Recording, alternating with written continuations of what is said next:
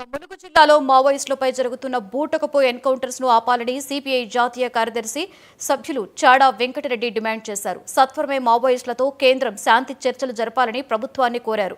Mulugu, కర్రెకుంటలో CRPF బలగాల మోహరింపును నిలిపివేయాలని అన్నారు. నక్సలిజంను అంతం చేయడానికి కేంద్రం పంతం కట్టుకుని వందలాది మంది మావోయిస్టులను పొట్టన పెట్టుకుందని అన్నారు.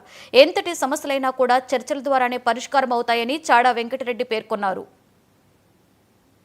వాళ్ళు ఎక్కడ ఉంటే అక్కడ బూటకి ఎన్కౌంటర్ చేస్తూ భయభ్రాంతకు గురి చేస్తూ అయితే లెంగిపోండి లేకుంటే చంపేస్తామనేటువంటి బెదిరింపుల మధ్య కేంద్ర ప్రభుత్వం అమిత్ షా తన ప్రయత్నాలను ముమ్మరం చేస్తున్నారు.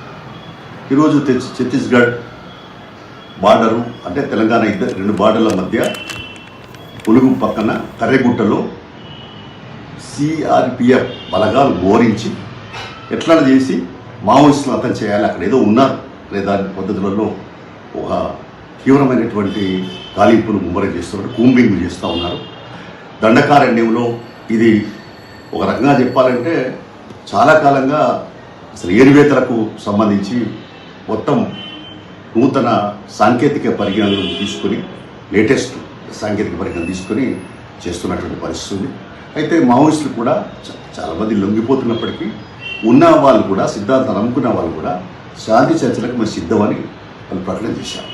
కానీ ఇప్పటికీ కేంద్ర ప్రభుత్వం నుంచి ఎలాంటి స్పందన లేదు. అసలు ఎందుకు చర్చలకు సిద్ధం కాకూడదు?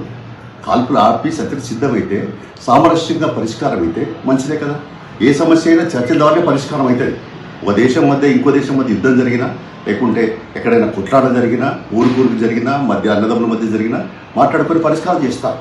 వామపక్ష భావజాలం పైన యుద్ధం ప్రకటిస్తూ అసలు మావోయిజం అంటే మావోయిస్ట్ లేకుండా చేస్తాం, నక్సలిజాన్ని అంతం చేస్తామని అమిత్ షా పంతం కట్టినట్టు